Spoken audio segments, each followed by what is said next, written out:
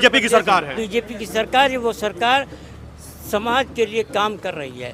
तमाम सी स्कीमें इस तरह की ला दी हैं जो गरीबों के लिए बहुत मददगार साबित हो रही है।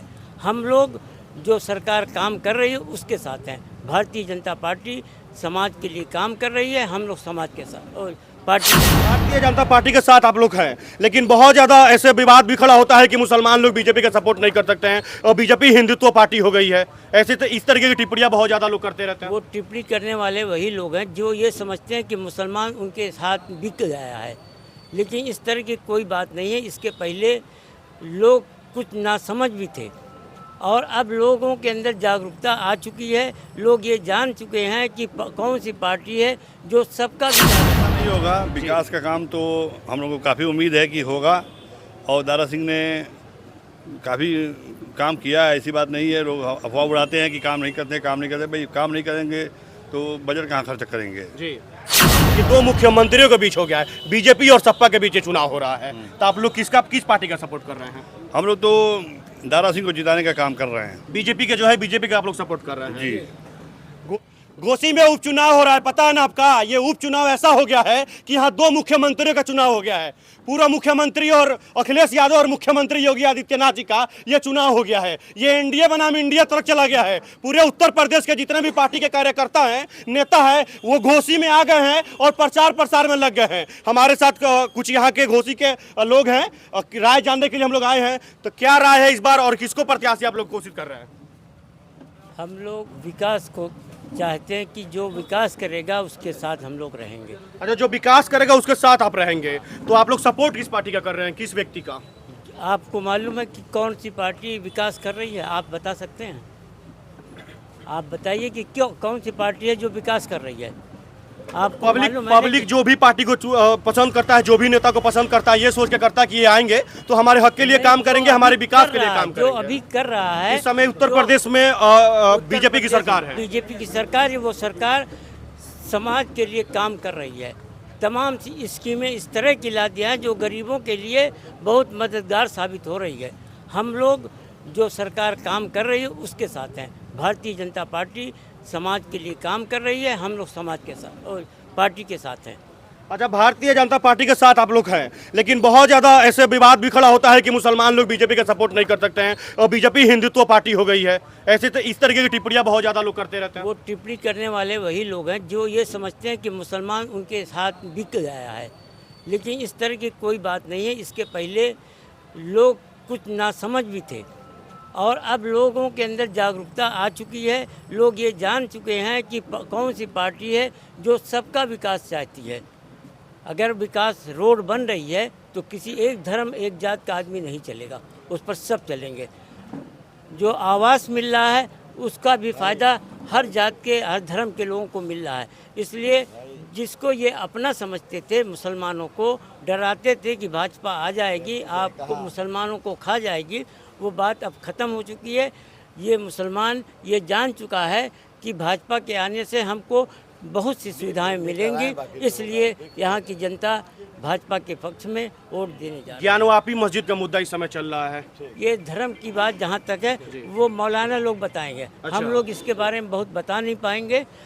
और जो सरकार है वो अगर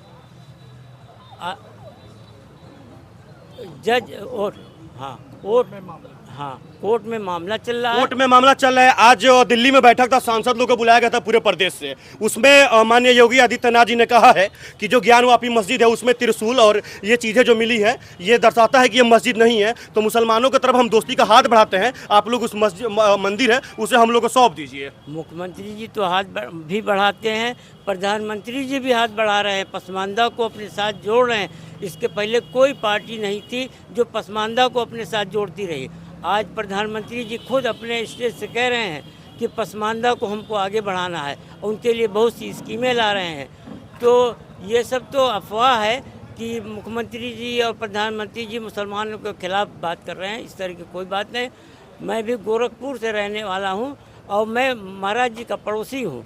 वहाँ की गोरखपुर से यहाँ प्रचार के लिए आए हैं? प्रचार के लिए नहीं, अपनी रिश्तेदारी में हम आए हैं। तो यहाँ देखा भीड़ भाड़ लगी तो हम भी यहाँ इकट्ठा हो गए। कि यहाँ की जनता क्या चाहती अच्छा, है।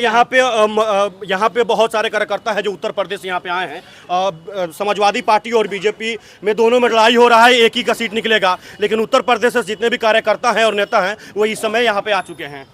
भाई सरकार बनाम अपोजिशन की लड़ाई है ये, जी। आप समझ ही रहे हैं। तो जो भी सत्ता में हैं वो भी आए हुए हैं, जो सत्ता से बाहर समाजवादी लोग भी हैं, एक खानदान एक कबीले के लोग जो हैं, सारे लोग यहाँ पड़े हुए हैं। कौन कम है? आप कहाँ से आए हैं सर? हम तो घोसी के यहीं के रहने वाले। घोसी के रहने वाले हैं। तो इस बार यहाँ का माहौल कैसा है? माहौल तो आप देखते चले आए होंगे, माहौल बनता चला जा रहा है। जो जिसको समझते थे सारे लोग गुलाम हैं, मेरे झोले के हैं, AMY फैक्टर टूटने जा रहा है। तो समाजवादी पार्टी में पहले विधायक थे, उसके बाद उन्होंने इस्तीफा देके और बीजेपी से चुनाव लड़ रहे हैं। देखिए, पार्टियां ईमान धर्म नहीं होती। पार्टियां किसी पार्टी में आदमी जाता है तो सोचता है इसमें जाने पे हम विकास कर सकते हैं अपने समाज का, अपने इलाके का, तो लोग उसमें जाते हैं। जाने के बाद एहसास होता है कि साथ मैं फंस गया। तो दारा सिंह चौहान जी बीजेपी से मंत्री थे, कुछ इधर उधर के उसमें जो भी रहा हो सकता सम्मान में कुछ हो रहा हो, जो भी हो, वो सपा में चले गए। सपा में भी सपा की आवाम जो है उनको पसंद करती थी, इसलिए करती थी। आज तक समाजवादी पार्टी यहाँ जीती नहीं, एक बार सिर्फ जीते हैं, बाकी हारती चली आई हमेशा। MP भी नहीं समाजवादी आज तक कभी जीत पाई है, मुस्लिम बाहुल क्षेत्र है। तो उन्होंने सोचा कि अगर मैं विकास ना कर पाऊँ तो मेरा असेंबली में रहना बेकार है। और कुछ समाज के लोग जो हैं उत्पीड़न करने लगे, वो अपने विकास को दूसरे समाज में फैला नहीं पा रहे थे। अच्छा, सपा में जब विधायक थे तो उनको फंड तो मिलता होगा ना, जो भी। वही मैं उसी पे मैं जा रहा था। जो वे विकास निधि मिलती थी, कुछ समुदाय समाज के लोग इकट्ठा हड़पना चाहते थे, हड़प भी लिए जी। तो अपने लोगों के बीच में जाते तो शर्मिंदा होते थे, यार मैं विधायक हूँ, मैं किसी मोहल्ले में कुछ काम नहीं करा पा रहा हूँ, कुछ सफाई के लोग सारे फंड को फंडिंग कर रहे हैं, तो मेरा रहना बेकार है। तो OBC समाज के सारे साथियों के साथ, पसमानदा समाज के साथ, अच्छे व्यवहार के साथ, सेकुलर मिजाज के साथ उन्होंने विकास के लिए वो भारतीय जनता पार्टी में आए। भारतीय जनता पार्टी की सरकार उत्तर प्रदेश में है और अभी सरकार रहेगी। अगर यहाँ से दारा सिंह जी जीत जाते हैं, उसके बाद वो विकास अगर नहीं करते हैं तो आप लोग क्या कहेंगे? ऐसा नहीं होगा। विकास का काम तो हम लोगों को काफ़ी उम्मीद है कि होगा, और दारा सिंह ने काफ़ी काम किया है, ऐसी बात नहीं है। लोग अफवाह उड़ाते हैं कि काम नहीं करते, काम नहीं करते। भाई काम नहीं करेंगे तो बजट कहाँ खर्च करेंगे जी। काम होता है।